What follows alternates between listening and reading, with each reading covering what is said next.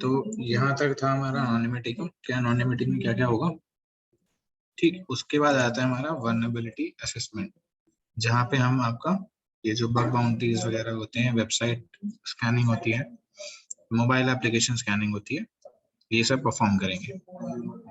तो इसमें क्या क्या टॉपिक कवर करेंगे हम, how to use any type of scanner, ठीक। और इसमें हम पढ़ेंगे वास्ट वल्नरेबिलिटीज के बारे में कि कौन कौन सी वल्नरेबिलिटीज वेबसाइट्स में हमें मिलती हैं और उसे कैसे फाइंड करना है, ऑटोमेशन टूल से या फिर मैनुअल टूल से। इसमें जो फोकस रहेगा हमारा वो दो वल्नरेबिलिटी रहेंगी, जो कि है एसक्यूएल इंजेक्शन और क्रॉस साइट स्क्रिप्टिंग, ठीक। क्योंकि ये वल्नरेबिलिटी काफी मेन है, तो इनमें हम ज्यादा फोकस करेंगे। उसके बाद हमारी सिस्टम हैकिंग आ जाती है और मोबाइल हैकिंग आ जाती है, जो कि आपने अभी ऑलरेडी कर ली है एक वे में, ठीक है। सिस्टम में आपका दोनों हो गया, रिमोट और सेम नेटवर्क में।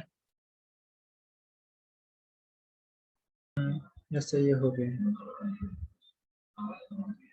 ठीक है। इसमें जो मेटास्प्लॉइट्स हैं उसके सिर्फ एक ही पेलोड यूज करा है, ऑक्सिलरीज, एनकोडर, एक ही लिसनर, शेल कोड ये किए, एक ही पेलोड यूज किया, सिर्फ reverse TCP. Yes sir. Okay, तो इसमें मोबाइल एप्लीकेशन, मोबाइल हैकिंग में इतना कुछ है नहीं, ये टॉपिक शायद आपका ऑलमोस्ट कंप्लीट ही हो गया होगा। सिर्फ मेटास्प्लॉइट से किया ना, बाकी मैं एक टूल और दे दूंगा इसका, उससे काफी इजी वे में हो जाता है, ठीक। बाकी सिस्टम में हम क्या करेंगे, सिस्टम में पूरा मेटास्प्लॉइट एक्सप्लोर करेंगे कि इसके सारे जितने भी मॉड्यूल्स हैं वो कैसे वर्क करते हैं किसी भी सिस्टम के साथ या किसी भी मशीन के साथ, ठीक। फिर ये दोनों टॉपिक जब हो जाएंगे, फिर इसमें आएगा हमारा स्निफिंग एंड स्पूफिंग। इसका मतलब क्या होता है पता है किसी को? किसी की बातें सुन लेना सर। किसी की बातें सुन लेना मतलब ऐसे, मान लीजिए, man in the middle attack, हाँ, मैन इन द मिडिल। ठीक। और स्पूफिंग में क्या हो जाएगा? और उसमें कुछ चेंजेस कर देना। उसमें चेंजेस मतलब उसकी आइडेंटिटी को एक तरीके से अपना बना लेना, ठीक। तो स्निफिंग एंड स्पूफिंग में हम ये पढ़ेंगे कि कैसे किसी भी एक नेटवर्क या फिर किसी भी रिक्वेस्ट को हम स्निफ कर सकते हैं। फॉर एग्जांपल, अगर मैं किसी वाईफाई नेटवर्क से कनेक्ट हूँ, तो मैं वाईफाई नेटवर्क में देख सकता हूँ कि कौन कौन दूसरे डिवाइसेज उसके साथ कनेक्ट है और वो कौन सी सर्विसेज यूज कर रहे हैं, ठीक। तो वो चीज मैं यहाँ पे आराम से स्निफ कर सकता हूँ। और अगर उसी के साथ मेरे को स्पूफ करना है, तो मैं फिर उसकी आइडेंटिटी का स्पूफ करूंगा, उसका आईपी एड्रेस कैप्चर करके, और आईपी एड्रेस स्पूफिंग से, ठीक। Yes sir. फिर उसके बाद आता है स्टेगनोग्राफी। स्टेगनोग्राफी किस किस को पता है क्या होती है?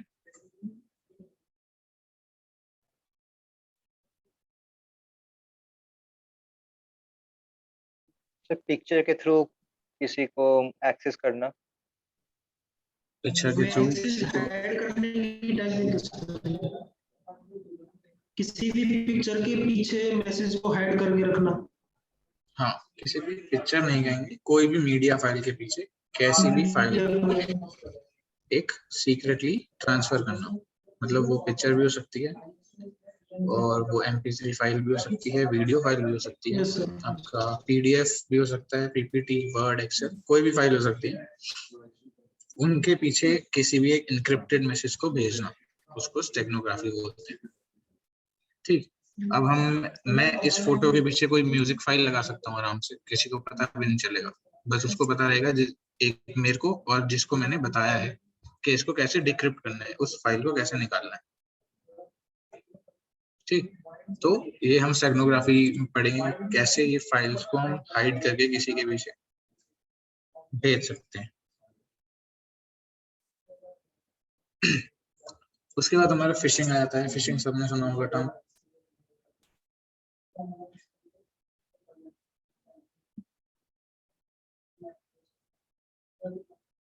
किस किस को पता है फिशिंग? हाँ सर, ये मतलब कॉल के थ्रू किसी के मतलब डेबिट कार्ड या क्रेडिट कार्ड को एक्सेस कर लेते हैं, उसके सारे अकाउंट्स खाली कर देते हैं।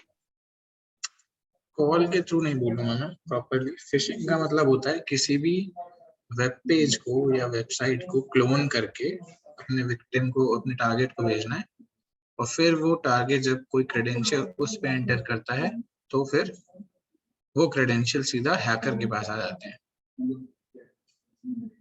ठीक, तो जैसे यहाँ पे दिख रहा है कि जो हैकर है इसने एक जो है फिश कर रहा है ये किसको, अपने टारगेट को। ठीक है, ऐसे यहाँ पे जो देख लो, यहाँ पे फिशिंग हुक में एक पेज लगा रखा है, जो कि ये पेज किसने क्रिएट कर रखा है, हैकर ने। और जब कोई भी यूजर इस दोनों फील्ड में अपना ईमेल और पासवर्ड एंटर करके लॉगिन करेगा तो वो ईमेल पासवर्ड सीधा हैकर को चले जाएगा। ठीक है, तो जो फोन्स आते हैं वो एक मेथड है जिसको बोलते हैं सोशल इंजीनियरिंग, कि कोई भी आपको मैनिपुलेट करके आपसे इंफॉर्मेशन निकाल रहा है, उस चीज को सोशल इंजीनियरिंग बोलते हैं। ठीक है, अब वो इंफॉर्मेशन क्या निकालते हैं आपसे फोन करके? सर वो क्रेडिट कार्ड या आपके ओटीपीस वगैरह मांगते हैं। ओटीपीस वगैरह मांगते हैं। क्यों मांगते हैं ओटीपीस? क्योंकि उनके पास पहले से ही आपकी इंफॉर्मेशन रहती है। जो आपका डेटा है वो काफी टाइम ऐसा हो सकता है कि वो ब्रीचेस में आया हो, डेटा ब्रीचेस में, और उन लोगों के पास आपकी इंफॉर्मेशन सबके पास रहती है। ठीक, तो अब उनको क्या चाहिए, बस एक ऑथेंटिकेशन नंबर चाहिए, अब वो आपके पास आएगा तो वो आपको फोन करते हैं सीधा। ठीक है, और डेटा ब्रीचेस, हम अगर आपको बचना है डेटा ब्रीचेस से तो वो कैसे पता लगा सकते हो? नॉर्मल एक वेबसाइट है,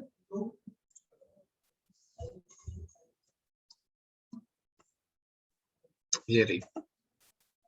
ठीक है, कोई भी अपना ईमेल एड्रेस भेजो।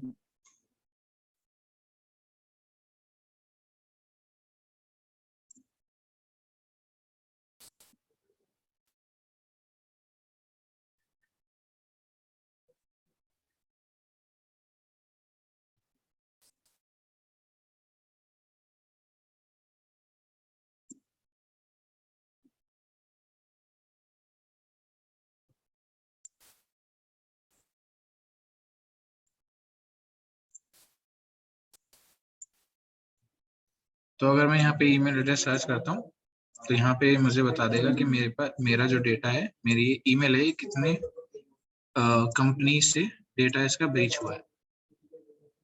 तो यहाँ पे देखोगे तो ये ईमेल किसी नाइट्रो कंपनी के साथ, नाइट्रो वेबसाइट के साथ कनेक्ट होगी, और सितंबर 2020 में इसका डेटा ब्रीच हुआ है। अब कितने अकाउंट्स गए थे हमारे पास? 70 मिलियन अकाउंट जो है वो ब्रीच में आए थे। और कॉम्प्रोमाइज डेटा इसमें क्या गया, आपका ईमेल एड्रेस चला गया डेटा में, नेम्स गए हैं, और जितने भी पासवर्ड डाल रखे थे आपने वो गए हैं। ठीक है, तो ये वेबसाइट में अगर कोई भी ईमेल डालोगे तो इससे पता चल जाता है कि आपका डेटा कहाँ पे आया। और ये भी बता रहा है कि यहाँ पे डी हैश में ये डेटा प्रोवाइड है, तो डी हैश से जाके पूरा डेटा खरीद सकते हैं 70 मिलियन में। ठीक, तो अब ये वाला डेटा जिसके पास भी होगा वो प्रकाश को आराम से कॉल करके सब उसके मतलब पहले से ही क्रेडेंशियल डाल के सिर्फ उसको क्या चाहिए होगा, 2 फैक्टर ऑथेंटिकेशन नंबर या फिर कोई ओटीपी। ठीक है, तो ऐसे जो होते हैं वो आपकी सोशल इंजीनियरिंग करी जाती है किसी भी प्लेटफॉर्म के लिए, चाहे वो पेटीएम के नाम से आया हो, चाहे वो बैंक के नाम से आया हो। तो ये होता है। उसके बाद जब हम फिशिंग पे हट के नेक्स्ट टॉपिक पे जाएंगे तो उस पे हमारा आएगा वाईफाई हैकिंग।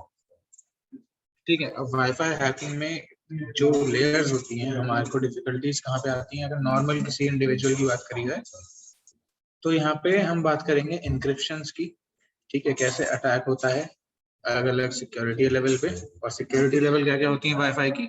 ये 3 होती है, WEP, WPA और WPA2।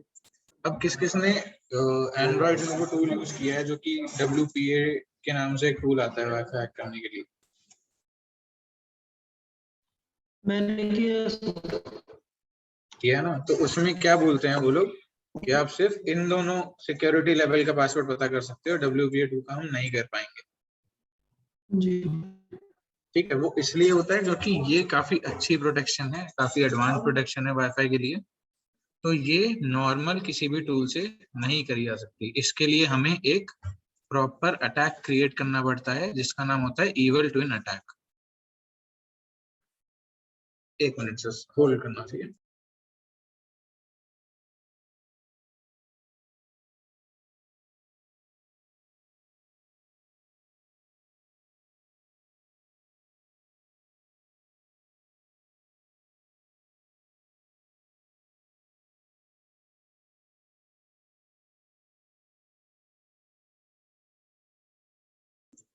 ओके ठीक है, तो WW2 में हम क्या अटैक क्रिएट करेंगे यहाँ पे, इवल ट्विन का। इवल ट्विन में जो भी होगा वो वाईफाई में पढ़ेंगे, अभी इतना मैं एक्सप्लेन नहीं कर रहा हूँ।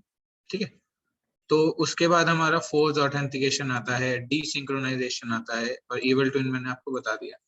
तो ये सब अटैक जो होंगे वो हम वाईफाई हैकिंग में प्रॉपर्ली करना सीखेंगे। उसके बाद आती है हमारी सेशन हाईजैकिंग। सेशन हाईजैकिंग अब क्या होता है कि किसी भी एक सेशन को अगर मेरे को हाईजैक करना है, उसका टेक ओवर लेना है, तो उस सेशन को मैं कैसे हाईजैक करूंगा। तो सपोज करो अब यहाँ पे सेशन हाईजैकिंग का एक नॉर्मल सा एग्जांपल देते हैं कि हमारे पास एक वेबसाइट है। इधर वेबसाइट एक शॉपिंग वेबसाइट है। शॉपिंग वेबसाइट पे जाके मैंने उसमें कार्ट में अपनी डिटेल्स ऐड कर दी, और ये हमारा चेकआउट का बटन है यहाँ पे। तो चेकआउट हमारा कितने का हो रहा है, मान लो अप्रोक्स 10,000 रुपीज और 15,000 रुपीज का हमारा कार्ट बना है टोटल। तो उसके बाद अब मैं जब चेकआउट करूंगा यहाँ पे, तो इस वेबसाइट पे और इस सर्वर के बीच में कनेक्शन बनेंगे। ठीक है, अब इसके बीच में जो पूरा ट्रैफिक फ्लो हो रहा होगा अलग से, तो ये चेकआउट की रिक्वेस्ट जो है वो इसके अंदर जाएगी सर्वर को, कि इस जो भी पर्सन यूज कर रहा है यहाँ पे, उससे आपको 15,000 रुपीज कलेक्ट करने हैं। तो वो ये जो पोर्टल होगा, ये क्या खोलता है, हमारा क्रेडिट कार्ड वाला पेज, जहाँ पे हम अपनी कार्ड डिटेल्स एंटर करते हैं। ठीक है, समझ आ रहा है?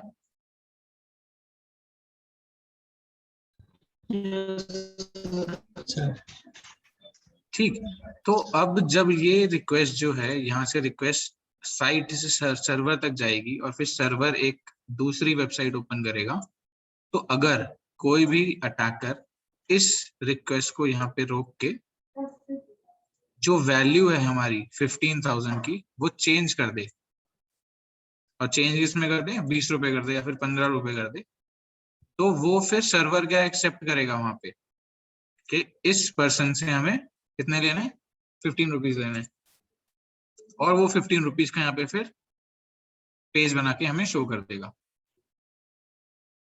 ठीक, तो एक वर्नेबिलिटी होती है, इस वर्नेबिलिटी का नाम होता है आईडोर।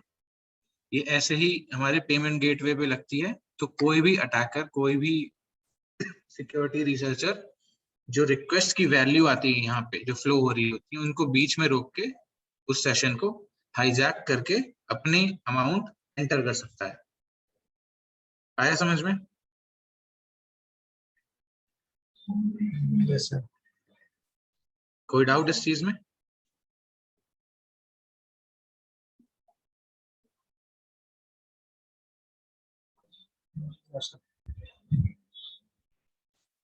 ओके ठीक है, तो सेशन हाईजैकिंग में हम यही रिक्वेस्ट कैप्चर करके उसको एडिट करना सीखेंगे, कैसे एडिट कर सकते हैं किसी भी पर्टिकुलर रिक्वेस्ट को।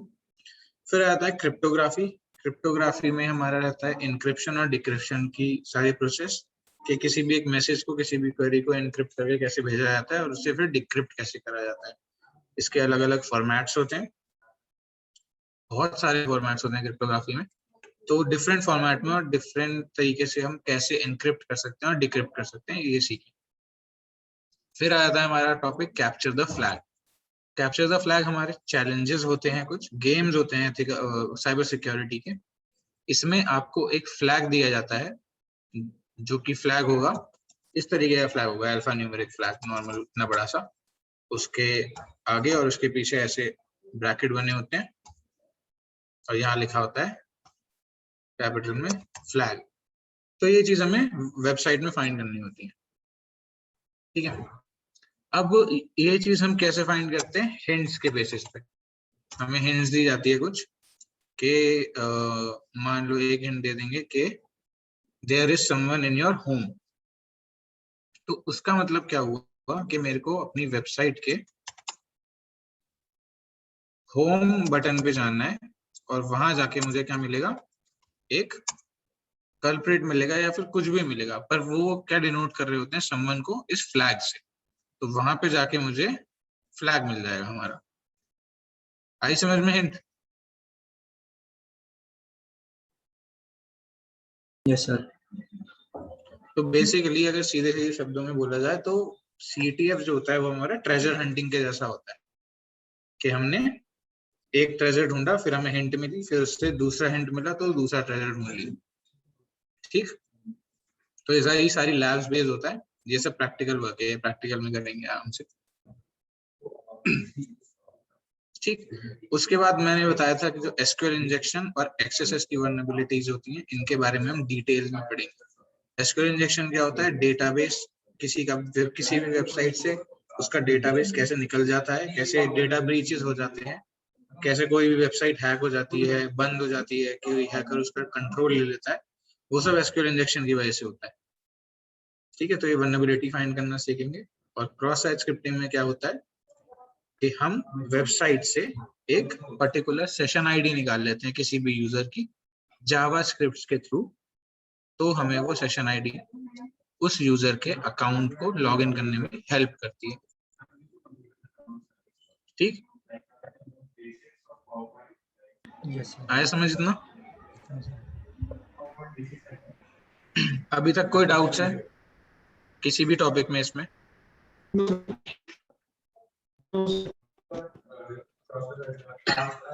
ओके, तो आपकी जो क्लास रहेगी TTS ही रहेगी, सेम टाइमिंग 12 o'clock। और नेक्स्ट क्लास से हम यहाँ इंट्रोडक्शन से इंपॉर्टेंट टर्म्स जो हैं एथिकल हैकिंग की और जो मेथड्स हैं एथिकल हैकिंग के और हैकिंग के, वो डिस्कस करेंगे। ठीक, यस सर। तो ठीक है, इतनी ही क्लास रखते हैं, टाइम वैसे भी हो गया है। और अगर मतलब जो भी डाउट्स आ रहे हो आपको, अगर खुद सेल्फ स्टडी भी कर रहे हो इन टॉपिक्स के बारे में अभी घर पे, तो उससे भी कोई भी डाउट आए तो सीधा ग्रुप पे पूछ लिया अगर। ठीक है, मैं बता दूंगा सीधा मैं। बाकी रिसर्च करके आना थोड़ा सा। ट्यूसडे होगी ना क्लास? हाँ, ट्यूसडे क्लास में रिसर्च करना कि इसके मेथड्स क्या होते हैं हैकिंग के और उनकी स्किल सेट कैसे डिफाइन करते हैं। ठीक, ओके सर। एक मेथड और सिर्फ स्किल्स, इसके बारे में पढ़ के आ जाना।